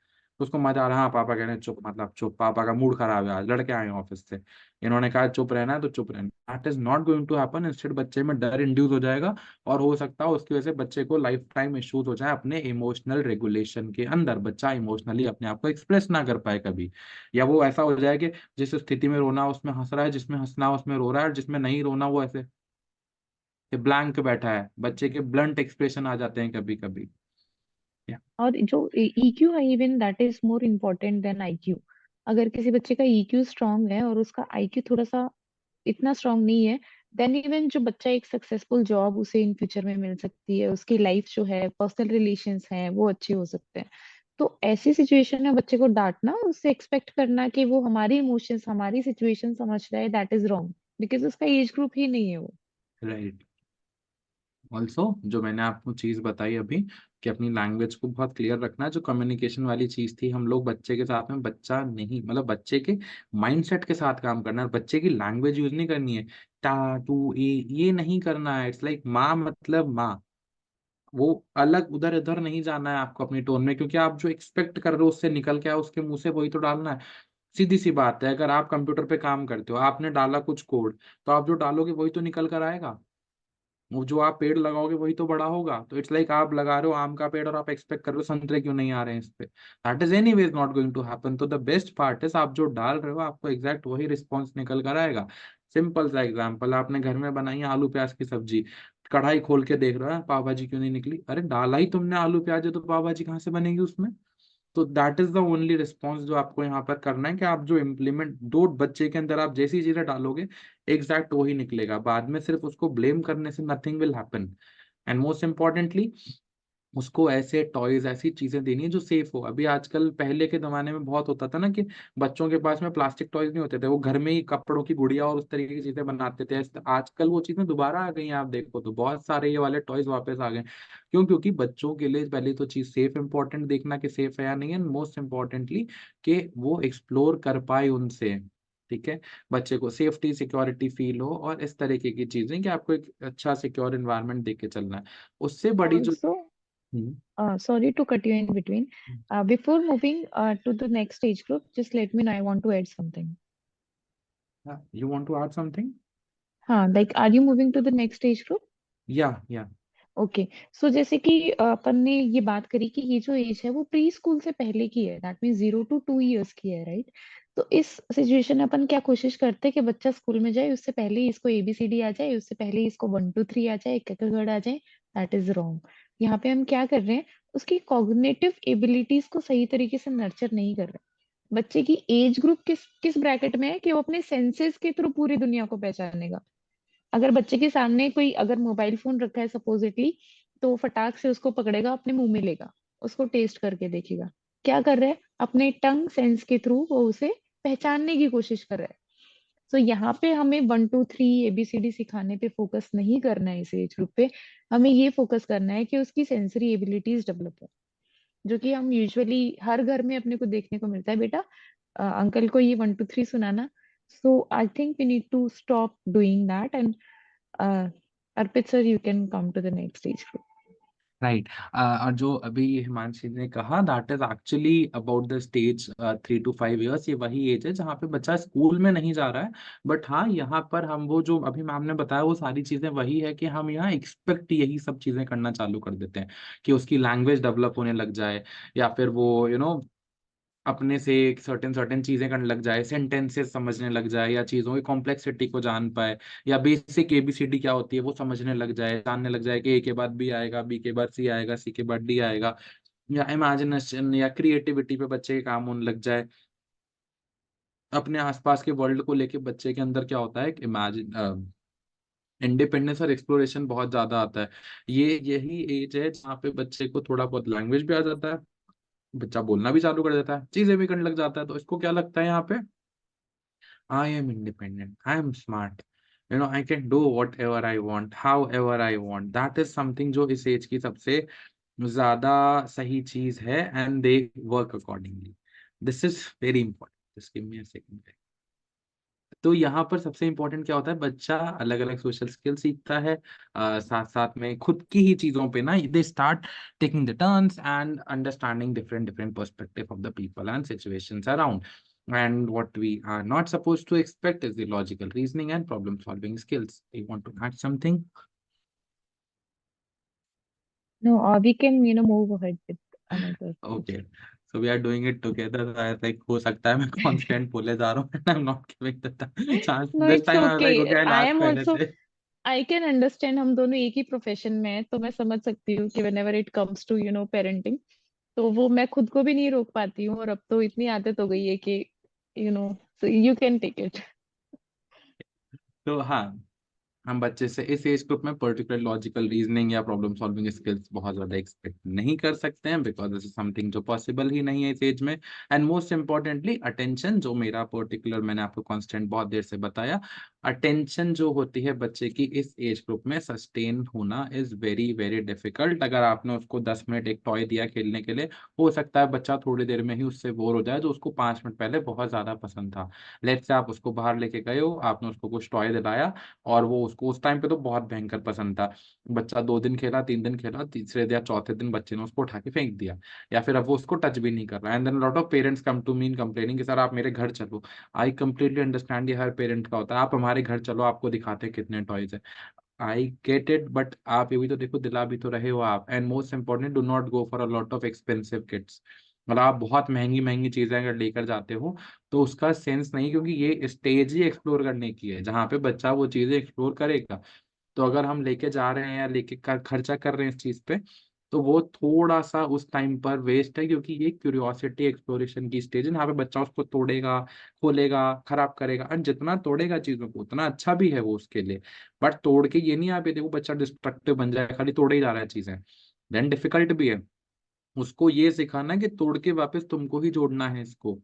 दैट इज वेरी इंपॉर्टेंट कि बच्चे के अंदर वो कहीं ना कहीं थोड़ा सा कंजर्वेशन का कॉन्सेप्ट आने लगे कि मेरी चीज है तो मुझे इसको संभाल के भी रखनी है या मेरी जिम्मेदारी पे है, रादर देन के बिल्कुल तोड़ा, उठाया, पटका, फेंका और नया लाके आपने फिर दे दिया, अरे इसका तो ये खराब हो गया। बट उसको अंडरस्टैंड करना पड़ेगा, अदरवाइज बच्चे आगे जाके यही बच्चे हैं जो टर्न अप होते हैं कि एक चीज छूटी, चलो आगे बढ़ो, एक चीज खराब हुई, चलो आगे बढ़ो। रुकने का कॉन्सेप्ट नहीं होता इन बच्चों में, फिर आगे जाके they can turn into adults जिनके साथ में बहुत सारी इमोशनल प्रॉब्लम्स आ सकती हैं, बहुत सारी फिजिकल प्रॉब्लम आ सकती है। मान लो जॉब में इशू हुआ, खराब हुई, छोड़ो आगे बढ़ो, दूसरे देखेंगे। But they would not sit and fix that thing, instead just move and move and move. Even relationships में भी ये देखने को मिल जाएगा, उन्हें बहुत डिफिकल्टी होगी किसी एक रिलेशनशिप को बचाना। यूजुअली ये होता है एग्जैक्टली। कि हम किसी रिलेशनशिप में आना बहुत इजी होता है, लेकिन फिर उस रिलेशनशिप को मेंटेन करना, वो इम्पोर्टेंट होता है। अगर हस्बैंड वाइफ का रिलेशन है या पेरेंट चाइल्ड का रिलेशन है, तो अगर कुछ भी गलत होगा उस रिलेशनशिप में, फिर वो बच्चा एफर्ट्स ही नहीं डालेगा कि मैं इसको सही भी करूंगा, and that is wrong. So we have simple. To take right. Care of this. And ये बहुत बहुत सारे केसेस में होता है, this is very true. Although ये, अब वही again coming back to the importance of parenting, पहले जो चीजें हो चुकी उसको you can not change, but हाँ आने वाले लोगों के साथ में तो we can definitely work to change that thing. क्योंकि दिस इज वेरी कॉमन, ये कंसर्न बहुत आता है कि अभी वो चीज खराब हो गई, हो जान दो, ये चीज ऐसी जा रही है, होने दो, लेट्स सी, वो कुछ भी होगा, हाँ देख लेंगे। But that is something which is a very wrong attitude, जो आगे जाके कन्वर्ट हो जाता है ऐसे लोगों का। अब जितना भी हमने बोला, फॉर एग्जाम्पल अभी हिमांशी हमने एग्जाम्पल है कि रिलेशनशिप में ऐसे बन सकते हैं, दैट डजेंट मीन कि वो वैसा ही बनेगा। बट ये सब प्रोबेबिलिटीज हैं जो हम लोग डिस्कस कर रहे हैं आपके साथ में एज प्रोफेशनल्स, के हम ये केसेस देखते हैं डेली बेसिस पे कि ये चीजें कैसे टर्न आउट होती हैं। सो इट इज इम्पोर्टेंट कि हम इन छोटी छोटी चीजों पे कैसे ध्यान देके चलें, गौर करके चलें कि आगे जाके ये जो बिहेवियर है कितना रिस्की हो सकता है। देन अगला स्टेज, जो सेकंड हमारा लास्ट स्टेज है आज का, वो ये है बेसिकली बच्चे की 11 साल तक के जो बच्चे होते हैं उनके अंदर लैंग्वेज डेवलपमेंट यहाँ पर काफी अच्छे पेस पर होता है, और जो लैंग्वेज है बच्चे की हो, या फिर चीजों को बोल पाने की कैपेसिटी हो, या फिर लॉजिक लगाना किसी चीज के पीछे, कि बच्चा कोशिश करता है लॉजिकल रीजनिंग की, या चीजों को समझ पाने की, प्रॉब्लम्स को सॉल्व करने की, समझना, उनके अंदर के रिश्ते देख पाना कि ये चीज ऐसी है तो इसके पीछे का ये होगा, अगर मैं ये करूंगा तो इससे घर में ये दिक्कत आ सकती है, वो करने से वैसा होगा। तो बच्चा बहुत ज्यादा इन डेप्थ नहीं समझता, वो उतना समझता है कि हाँ शायद ये मेरे काम के लिए इतना ठीक है, बेसिक अंडरस्टैंडिंग चीजों की। बहुत इन डेप्थ अंडरस्टैंडिंग की मैं यहाँ बात नहीं कर रहा हूँ खास तौर पे, the point here is about the basic understanding about the things, जहाँ पे बच्चा अपने सोशल स्किल्स, आपने देखा होगा बच्चे इस एज में लीड करना भी कहीं ना कहीं चालू करते हैं और सीखते हैं कि मैं मेरे से बड़े ग्रुप्स को कैसे संभालूं। या बच्चे आप देखते हो कि छोटे छोटे ग्रुप्स में बैठते हैं, they talk a lot about अपने बेस्ट फ्रेंड के बारे में कि मेरा ये सबसे अच्छा दोस्त है या ये ऐसा है। तो यहाँ पे बच्चे जो वैल्यू ऑफ रिलेशनशिप्स है, रिश्ते हैं, उनको कहीं ना कहीं जानना है, समझना चालू करते हैं, खास तौर पे कि भाई मेरे आसपास के लोग हैं तो ये ऐसे हैं, या ये चीज सही है या गलत है, किस तरीके के लोगों में बैठा हूँ, क्या कर रहा हूँ मैं लोगों में, कौन कौन सी स्किल्स बच्चे ने सीखी है, खुद के बारे में कितनी अवेयरनेस है, आसपास के लोगों के बारे में क्या अवेयरनेस है। एक्सपेक्टेशंस जो बहुत बड़ा वर्ड है हमारा, वो कहीं ना कहीं हम इस एज में मान सकते हैं कि यहाँ से वो चीजें इनकलकेट होना चालू होती हैं कि पापा बाहर गए तो मेरे लिए कुछ लाए या नहीं लाए, मेरे लिए ये चीज करी या नहीं करी, मुझे ये दिलाया या नहीं दिलाया, मेरे को ये पर्टिकुलर चीज क्यों नहीं करने दे रहे हैं। इस तरीके के जो सवाल आते हैं बच्चों में, ये बहुत मुश्किल है। और लेकिन हमारे को क्या लगता है, बच्चा मोस्ट ऑफ द चीजें समझने लग गया तो वो ये भी समझे। और क्या खास तौर पे एक्सपेक्ट नहीं करना है, ये इस स्टेज में थोड़ा इंपॉर्टेंट है कि आप उनसे ये ना समझे कि बच्चा बहुत ही मेच्योरली चीजों को समझेगा या ऐसे समझदारों वाले फंक्शन करेगा कि हाँ ये चीज पे तो मुझे ऐसे बात करके चलनी है। या फिर लॉन्ग टर्म, यहाँ पे ना एक होता है प्लानिंग और यहाँ पे खास तौर पे लिखा है लॉन्ग टर्म प्लानिंग। हो सकता है आपने बच्चे को कुछ सिखाया हो या आपने उसको कुछ बता दिया हो कि हाँ ये चीज ऐसे ऐसे करनी है, उसने करी भी है। आपने अब जैसे एग्जामिनेशंस में बहुत होता है कि आपने बच्चे को याद करा के सिखा के भेज दिया कि बेटा ऐसे ऐसे करना है, बच्चा वहां जाके भूल गया। इट इज कम्प्लीटली फाइन कि बच्चा कुछ कौन, बहुत बार ऐसा हो रहा है तो ऑब्वियसली गलत है वो चीज, फिर तो हमें उसके बारे में चेक करना है क्यों हो रहा है। बट कभी कभी बच्चा कह रहा है मैं ब्लैंक हूँ, मुझे समझ नहीं आया, मुझे ये नहीं पता क्या करना है, कैसे करना है। तो जो लॉन्ग टर्म चीजों का एक इफेक्ट हम मान के चलते हैं वो पॉसिबल नहीं होता अ लॉट ऑफ टाइम्स, क्योंकि बच्चा कहीं ना कहीं कभी ना कहीं कंफ्यूज हो जाता है इस स्टेज में आगे जाके कॉम्प्लेक्स डिसीजन मेकिंग के। हम उससे बोल देते हैं कि अच्छा इस चीज के बारे में बताओ, ये बोलो वो तो वो डिसीजन भी शायद लेने की कैपेसिटी रख दे कि तुम्हारे पास में ये है, तुमको इससे ये करना है। हो सकता है वो इनिशियली डिसाइड कर दे कि ये करना है, थोड़ी देर बाद वो कह दे नहीं मुझसे ये नहीं ये करना है। तो ऐसे बच्चे हो सकता है फ्यूचर में जाके ऐसे इंडिविजुअल्स में टर्न आउट हो जाएं जो कि आगे जाके अपने डिसीजंस पे स्टिक ही ना रह पाए। वो डिसीजन तो कुछ ले लेंगे और बाद में जाके क्या कर रहे हैं, कुछ और ही डिसाइड कर रहा था वो कुछ और कर रहे हैं, मैंने सोचा ये था मैं कर ये रहा हूँ। तो दिस इज इम्पोर्टेंट कि आप जाने कि बच्चा इस एज में ये चीजें नहीं कर सकता और उसको ज्यादा फोर्स भी नहीं करना है इन चीजों को करने के लिए। हम उससे ये ना सोचें कि बच्चा बहुत ज्यादा टाइम मैनेजमेंट कर देगा या इंडिपेंडेंटली अपनी चीजों को संभाल पाएगा, रख पाएगा, काम कर पाएगा, because that is very difficult in this particular as कि बच्चा वो चीजें कर पाए। इन साथ साथ में ये कॉन्फ्लिक्ट रेजोल्यूशन या इस तरीके की चीजें ऑटोमेटिकली बच्चा किसी भी चीज को हैंडल नहीं कर पाता है उसको उस टाइम पे, चाहे पे, क्योंकि पहले वाली स्टेज का भी निकल के आ रहा है कि मैं हूँ, मैं सब कर सकता हूँ, मेरे में कैपेसिटी है, मैं स्मार्ट हूँ, मेरे को नॉलेज है, आइडिया है, बच्चे को लगेगा ऐसा। बट दैट डजंट मीन कि वो चीज ऐसी है, and then the last stage, उससे पहले छोटा सा एक इन्फॉर्मेशन अबाउट द अडेप्टेशन कि क्या क्या चीजें हमें करके चलनी है। अगेन बच्चे को जो होमली इन्वायरमेंट है उसमें एक सेंस ऑफ केयर और लव मिलना which is very important. And then बच्चे का क्यूरियोसिटी मोटिव हमें डेवलप करना है, लेकिन through the safe things rather than, मान लो आप बोल दो कि बहुत सारा फोन दे के उसको रील्स पे दुनिया के बारे में सिखा रहे हो, तो ऑब्वियसली रील्स को देख के तो बच्चा दुनिया के बारे में हो सकता है कि अनएक्सपेक्टेड या ओवर ऐसी चीजें एक्सपेक्ट कर ले या देख ले, अनरियलिस्टिक चीजें सीख जाए जो कि सेंसेबल ही नहीं है। या सर्टेन ऐसा एनिमेशन या चीजें देख ले कि अब बच्चे को यूनिकॉर्न बनना है या यूनिकॉर्न ढूंढने निकल जाए बच्चा। अब ऐसी चीजें तो हम सर्टेन चीजें नहीं दे सकते या नहीं कर सकते बच्चे के साथ में, तो ऐसी आप या तो सेफ बुक्स दो या एजुकेशनल गेम्स दो या ऐसा कंटेंट दो जिसको देख के बच्चा चीजों पे काम कर पाए या उनके ऊपर रिएक्ट कर पाए सेफ तरीके से। साथ साथ में अगेन बच्चों के जो भी चैलेंजेस या प्रॉब्लम्स है उनको गाइडेंस के साथ में हैंडल करना है, रादर देन चीख चिल्ला के लड़ना नहीं है उनसे कि भाई मेरा दिमाग खराब है तुम ऑलरेडी मेरा और कर दो।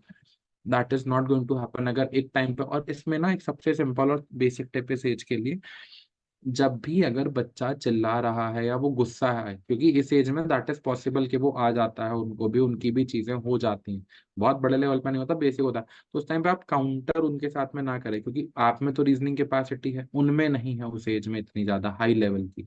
है रीजनिंग करने की तभी वो चिल्ला पा रहा है, बट बहुत हाई लेवल रीजनिंग कैपेसिटी या स्किल्स नहीं है।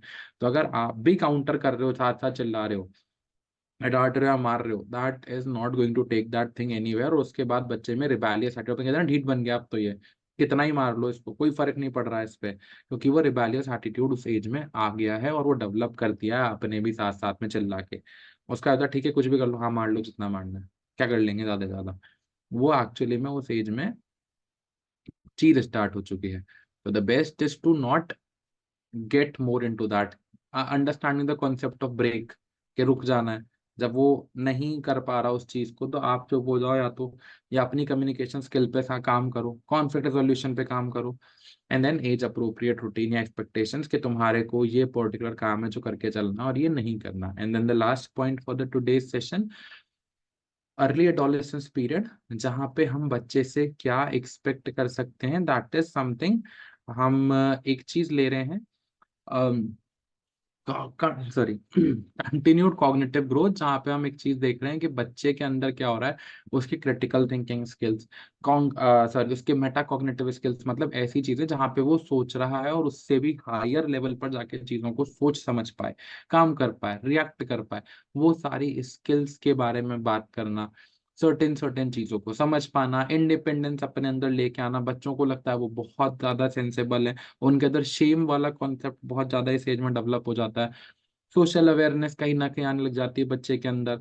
और हम एक और चीज देख के चलते हैं कि अपनी खुद की आइडेंटिटी बच्चा बनाने लग जाता है, बच्चा खुद से जुड़ी हुई चीज है। आप देखो यही एज बच्चे का ऐसा होता है, मुझे सबके सामने मत डांटो, मुझे उसके सामने ये मत बोलो, मेरे साथ में ऐसे बात मत करो, या मेरे स्कूल में आओ तो इसी गाड़ी में आना, या ऐसे मत आना, ऐसे तैयार होके आना अगर मेरे स्कूल में आते हो तो, या मेरे टीचर से बात करनी तो ऐसे ही बात करना, या मेरे दोस्त अगर घर पे आए तो उनको यही खिलाना, उनके सामने इतना ही बोलना।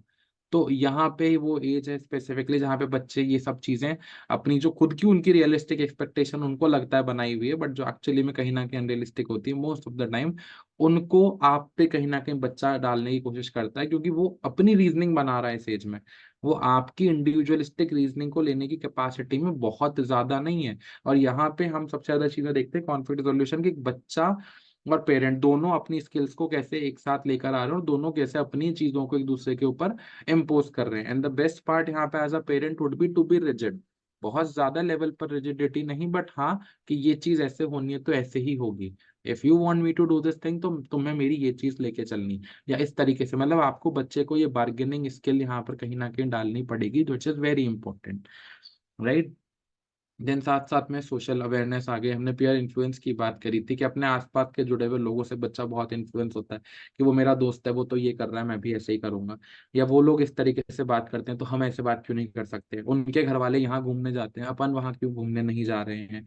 बच्चा शायद ये नहीं समझ रहा है कि फाइनेंशियल कंसर्न्स आपके घर के और दूसरे के घर के अलग हैं, बट बच्चे का ऐसा है कि अगर वो ये कर रहे हैं तो अपन क्यों नहीं कर पा रहे हैं ये चीज, हमें भी तो ये चीज करना इंपॉर्टेंट है, हम इस तरीके से बात क्यों नहीं कर रहे हैं। तो all of these things need to be discuss in this particular age group. और साथ साथ में बच्चे की जो ये कैपेसिटी है चीजों को प्लान कर पाने की, गोल सेट कर पाने की, that gets increase, but not to a very high extent, but हाँ बच्चा कहीं ना कहीं डिसीजन मेकिंग लेने के लिए इतना थोड़ा थोड़ा सा, बहुत ज्यादा नहीं, बहुत बेसिक डिसीजंस हो गए अपनी चीजों के लिए, कि उसको क्या खाना है, किस तरीके की चीजें पहननी है, क्या करना है, तो वो ऐसे बेसिक डिसीजंस बच्चा खुद के खुद ले सकता है। और उसको पता है कि मेरा अगर कोई टाइम टेबल है तो उसको फॉलो करना क्यों जरूरी है, अगर टीचर ने लिखा है कि ये वाली बुक लानी है तो ये बुक लानी क्यों जरूरी है, और नहीं लाया तो इसके क्या कॉन्सिक्वेंसेज हो सकते हैं, या फैमिली में मैंने इस बारे में ऐसा बोला तो क्या कॉन्सिक्वेंस हो जाएंगे। तो ये बेसिक चीजें बच्चा कहीं ना कहीं समझता है कि मुझे ये करना है तो ये ऐसे करना है, इसलिए करके चलना है, ये चीजों पे ऐसे बात करके चलनी है। तो all of these things to be discuss बच्चे के साथ में। And then what we are not expecting with a child to be fully mature decision maker, कि बच्चा खुद ही अपने हिसाब से डिसीजन ले ले, और बच्चा अगर लेता भी है तो आपको उसको रोकना है पर्टिकुलर एज पे। एंड देन ना कि कोई सेंसेबल हमें आंसर दे पाएगा चीजों के, या आपने समझने का काम दिया तो वो पूरा समझ के ही उसके ऊपर काम कर जाएगा, या सर्टेन सर्टेन चीजें कर लेगा, या एडल्ट की तरह इंडिपेंडेंट होके काम करेगा। That is something which is not very easy, and that is not something जो हो जाएगा, वो पॉसिबल बहुत कम है। एंड अगेन हम बेसिक अपॉर्चुनिटीज की बात करते हैं बच्चे को, कि जहाँ पे हम उसको एक टाइम दे रहे हैं कि वो चीजें अपने हिसाब से कर पाए, अपने तरीके से बात कर पाए, वो अपनी खुद की रिस्पॉन्सिबिलिटी ले पाए चीजों की, बेसिक चीजों की, जैसे खुद का बैग बच्चे को खुद जमाने को दे दिया जाए। पहले तो हम ध्यान रखते हैं यहाँ पे बच्चे को अलाउ करना कि ठीक है अपनी डायरी के हिसाब से चेक करो कि क्या लेके जाना है, या कल कौन सी ड्रेस पहननी है, कल हाउस यूनिफॉर्म पहननी है या जनरल आपको स्कूल यूनिफॉर्म पहननी है, या इस फंक्शन में जा रहे हैं तो तुम अपनी ड्रेस चूज कर लो, या ये कर लिया पर्टिकुलर चीजें। खाने का बच्चे ने खुद ने चूज कर लिया, और ऑब्वियसली उसमें बहुत ऑप्शंस नहीं देने, वरना बच्चे को लगेगा कि I have a lot of options जिनके साथ वो काम करे। बेसिक चीजों के साथ में हम काम कर सकते हैं। या खुद की एकेडमिक गोल्स या चीजें, खुद के पढ़ाई का टाइम टेबल बच्चा बना पा रहा है, या बेसिक चीजें कि मेरे को इतने घंटे ये करना है, बहुत ज्यादा हाई लेवल पे नहीं, लेकिन अगर हम इसी एज से वो चीजें बच्चों को सिखाने लग जाते हैं तो उससे क्या होता है, वो सेंस ऑफ इंडिपेंडेंस डेवलप हो जाती है बच्चे के अंदर, and they start working according to the requirements and need. Okay so that about the basics yeah. Okay so I am going to sum up जो भी हमने आज देखा है। सबसे पहले हमने अलग अलग एज ग्रुप्स की बात करी, उसमें हमें बच्चे से क्या एक्सपेक्ट करना है और क्या नहीं एक्सपेक्ट करना है उसकी बात करी। तो एक क्रक्स अगर हम निकालें, सो बच्चे की अंडरस्टैंडिंग लेवल पे हमें ध्यान रखना है। We have to address the child's curiosity, because एक बच्चा क्यूरियस होता है बाय नेचर, और वो क्यूरियोसिटी हर एक एज ग्रुप के हिसाब से जो है वो डिफर करती है। And to address is properly, that is also necessary. Then comes कि हमें बच्चे को अनकंडीशनल पॉजिटिव रिगार्ड रखना है, बच्चे के साथ में एक वो ओपन स्पेस शेयर करना है ताकि वो आपके सामने अपनी क्यूरियोसिटी को एक्सप्रेस कर सके, चीजों को एड्रेस कर सके। Just give me a minute.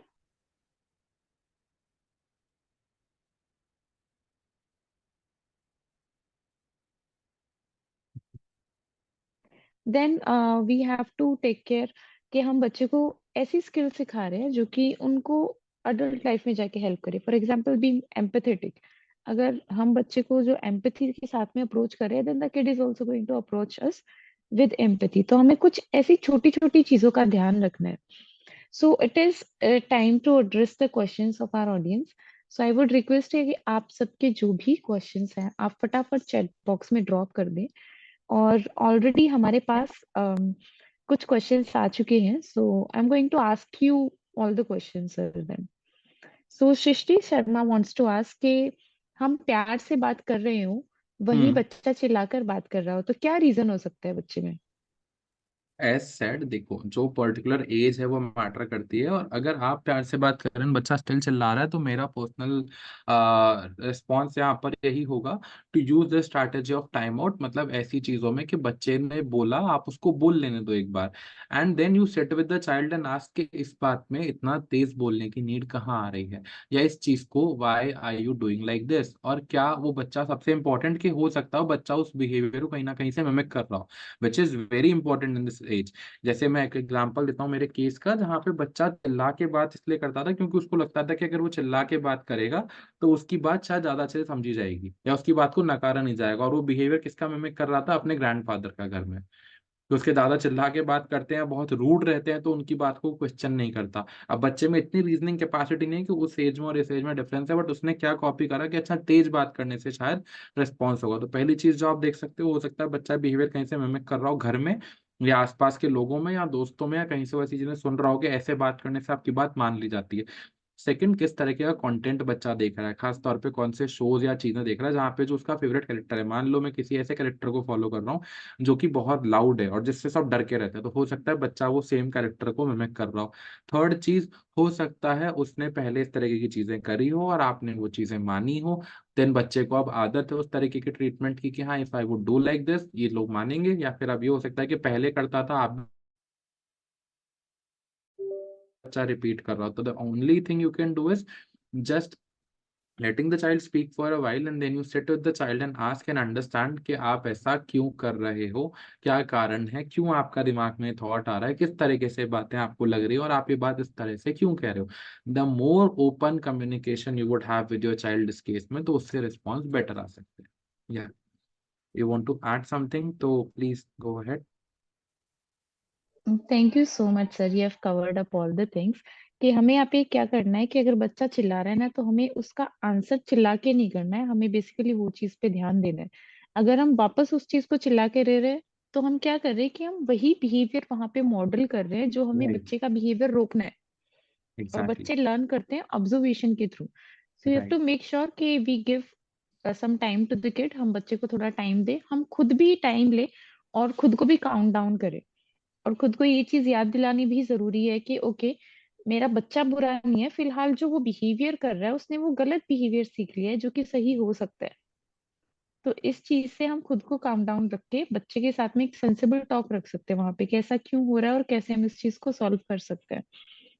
So I would like to ask the second question. Anita ma'am would like to ask कि how to reduce phone addiction, anger issues of the child. That means I think she wants to ask two things कि एक तो phone addiction हमें कैसे कम करना है, और दूसरा हमें एंगर इश्यूज जो है बच्चे के वो कैसे एड्रेस करने हैं.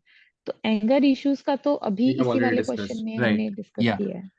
एंड फोन इश्यूज का भी again I would simply say basic time out and time management strategies आप खुद एज अ पेरेंट अप्लाई कर सकते हो, where you can simply tell the negatives कि क्या क्यों यूज नहीं करना चाहिए इसको इतना ज्यादा।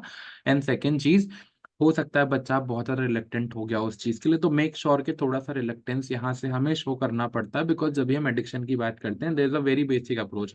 या तो आप उस चीज के प्रोज एंड कॉन समझाकर उस चीज से बच्चे को दूर कर सकते हो, नहीं तो फिर सेकंड अप्रोच वही होती है कि आप उसको थोड़ा सा फोर्सफुली आप उस चीज से साइड करो उन चीजों को बच्चे को, because that is the only option. और आप उसके लिए टाइम बना दो कि हाँ 1 घंटा मतलब 1 घंटा, एंड दैट इज एग्जैक्टली 1 घंटा। फिर ये नहीं कि उसमें आप अपनी चीजों में भूल जाओ, वो इक्वल डिसिप्लिनिंग चाहिए आपकी और बच्चे की दोनों की तरफ से। राइट, उसको सही तरीके से एड्रेस करना जरूरी है. एंड आई थिंक वो हमें एक बार चेक करना होगा कि बच्चा कौन से एज ग्रुप में है. अगर बच्चा एग्जैक्टली। है 3 साल का और हम उससे एक्सपेक्ट करें कि हम इसे प्रोज एंड कौन समझाएंगे और बच्चा समझ नहीं जाएगा, हो, so that right. Is not going to be the right decision. कुछ और चीजें हैं मोबाइल एडिक्शन के ऊपर जो कि हमने ऑलरेडी हमारे पेरेंटिंग वेबिनार में कवर अप करी हैं, जो कि आप एक्सेस कर सकते हैं हमारे जो पेरेंटिंग कम्युनिटी है यूरो इंटरनेशनल स्कूल की, उसमें ऐड होने के through. So I would request our technical team कि उस कम्युनिटी का लिंक वो चैट बॉक्स में डाल दे, ताकि आप उस लिंक को क्लिक करके आप उस कम्युनिटी को ज्वाइन कर सकते हैं, और पेरेंटिंग के रिगार्डिंग आपको कोई भी क्वेरी हो या फिर कोई भी हेल्प की नीड हो तो आप उसमें कम्युनिटी में ड्रॉप कर सकते हैं. ऑल्सो जो आज का मटेरियल, जो इंफॉर्मेशन मटेरियल अर्पित सर ने हमें प्रोवाइड किया है, वो भी we are going to share it in that community. तो फॉर दोज पेरेंट्स जिनको वो हैंडआउट्स चाहिए थे, you can get those handouts from that community itself. Also हमारे पास QR कोड भी है इस कम्युनिटी को ज्वाइन करने के लिए. So you can scan this QR code, और इस QR कोड से आप उस कम्युनिटी को ज्वाइन कर सकते हैं. अगर आप खुद के फोन में अभी वेबिनार ले रहे हैं तो आप इसका स्क्रीनशॉट ले सकते हैं और बाद में इसे स्कैन कर सकते हैं. Okay, so we have another question from Nisha. तो ज्यादा लीनियंट पेरेंटिंग करने से बच्चे बात सुनते नहीं हैं और ऐसा लगता है कि हमको इग्नोर कर रहे हैं, तो इस केस में क्या किया जाए? You want to answer? You can answer and then I can add on. Basically it's not के हो सकता है ऐसा कन्वे हो कि लीनियंट रहना, लीनियंट नहीं रहना होता बच्चे के साथ में, डिसिप्लिन रहना है इज द मेजर कंसर्न जो मैं बताना चाह रहा हूँ यहाँ पे। लीनियंसी ऑब्वियसली हम दिखाते हैं बच्चे के साथ में, बट अगेन जैसा बार बार एक ही चीज डिस्कस हुई, वरना तो फिर हम सारी चीजों को एक ही ब्रैकेट में बता देते। एज मैटर करती है, आपको यही चीज 5-6 साल के बच्चे के साथ में लीनियंसी नहीं दिखानी, उससे ऊपर वालों के साथ में नहीं दिखानी है। आपको उनके साथ डिसिप्लिन पेरेंटिंग करनी है। उसके जो नीचे वाले बच्चे हैं वहां पे आप लीनियंट रह सकते हो बहुत सारी चीजों में। यू नो कि बच्चा जो भी कर रहा है you are giving them the time, आप उनको बेसिक टाइम आउट सिखा रहे हो कि नहीं अब आप इतने पे रुक जाना है। लेकिन जो उसके बड़े बच्चे हैं आप उनके साथ में लीनियंसी नहीं दिखाते हैं बहुत ज्यादा, आप एक डिसिप्लिन्ड पेरेंटिंग करते हैं कि हाँ ये चीज का ये टाइम फिक्स है, इस टाइम पे हम कोई चीज ऐसे करके चलनी है। अगर बच्चा 6 साल या उससे ज्यादा बड़ा है तो उसके बाद में हम चीजों के प्रॉपर गोल्स बना के चलते हैं कि हाँ this is what we are going to perform, हमें ये चीज करनी ही करनी है, हमें इस टाइम पर ये चीज चाहिए ही चाहिए। फिर उसके बीच में आप बच्चे को पूरा टाइम स्केड्यूल भेज दो फ्री करके। मान लो मैंने मेरे बच्चे को बोला कि तुम्हें 8 से 9 के बीच में खाना खाना है, तो अब मैं 8 से 9 के बीच में चाहे वो 8:50 पे भी नहीं खाए कोई दिक्कत नहीं है, बट 9:01 पे फिर वो नहीं मांगे मेरे से, वो मुझे मेक श्योर करना है। क्योंकि यहाँ पर मुझे बेसिक डिसिप्लिन पेरेंटिंग पे चलना है कि 9:01 पे मैं भी नहीं बोलूँ कि हाँ, आप खा ले। बिकॉज फिर उसके बाद में अगर वो स्किप होगा उस दिन तो बच्चे को शायद रियलाइजेशन होगा कि हाँ I am not going to do this tomorrow, या फिर कल मैं नहीं मिलेगा। ऑब्वियसली आपको इतना भी रिजिड नहीं होना है कि खाना ही नहीं दे रहे हैं, that is also very wrong thing, but हाँ उसको वो चीज रियलाइज करा देना कि नहीं 9:01 पे फिर उस चीज की वैल्यू नहीं है, कि 7 से 8 मतलब 7 से 8, दैट इज इम्पोर्टेंट। तो ये बेसिक बेसिक रूल्स के साथ अगर आप काम करते हो तो लीनियंसी नहीं आती, बट आई थिंक डिसिप्लिन ज्यादा अच्छे से आ जाता है बच्चों को। And it is about creating boundaries and maintaining those boundaries. Exactly. तो हमें बाउंड्रीज बनानी है कुछ चीज को लेके और मेंटेन करना है. प्लस ये जो बाउंड्रीज होगी हमें ध्यान रखना है कि ये एज के हिसाब से होंगी. मैं एक छोटा सा एग्जांपल दूंगी यहाँ पे and then we are going to sum it up. For example phone का, मोबाइल का बहुत ही कंसर्न रहता है पेरेंट्स का, तो अगर हम फोन दे रहे हैं किसी 3 साल के बच्चे को या 6 साल के बच्चे को, सो दैट इज रॉन्ग, वो नहीं देना है।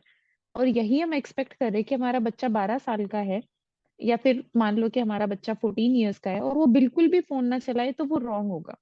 बिकॉज हम उसे क्या करेंगे, हम वहां पे टाइम सेट कर देंगे कि okay you have 30 minutes a day, और इसमें आपको अगर आपका स्कूल होमवर्क सर्च करना है, या फिर आपको बाकी कुछ टेक्नोलॉजी से रिगार्डिंग कुछ ऐसा असाइनमेंट कंप्लीट करना है, so you can do in that time period. यहाँ पे बच्चों को कंप्लीटली फोन से दूर रखना गलत होगा। एक तो वह फील करेगा कि ही उसके पेरेंट्स जो हैं वो उसके दुश्मन है लिटरली, और वो आके शेयर भी करते हैं कि मैम मेरे पेरेंट्स तो एकदम दुश्मन है फोन के लिए, तो मेरे पेरेंट्स ऐसे ऐसे करते हैं। तो हमें बच्चे को ये फील नहीं कराना है कि हम और बच्चा जो है अलग डिफरेंट टीम्स में है, हमें ये फील कराना है कि we both are a team. तो उसके लिए हमें कुछ ऐसी चीजें जो है सेट करनी होंगी, एकदम लीनियंट तो नहीं रहना है, but we have to create boundaries and we have to maintain those boundaries. So thank you so much, all the audience, and thank you so much, Arpit sir, for being here and being with us. आपने जो information provide कराई है, I'm damn sure कि that is going to help our parents and to do better things in their life.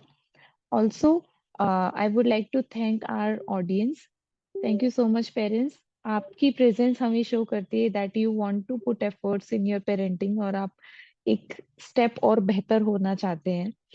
So before saying bye to all of you, I am again pointing it out कि अगर आपने community join नहीं करी है, तो you can click on the link that is provided in chat box. आप chat box पे दिए गए लिंक को क्लिक कर सकते हैं, वहीं पे हम सारी इंफॉर्मेशन शेयर करने वाले हैं। So I hope you do not get miss out from any of the information that we are going to share.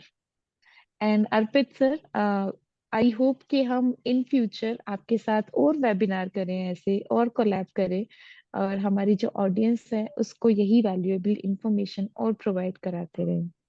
So thank you so much for being here, we are really grateful of you.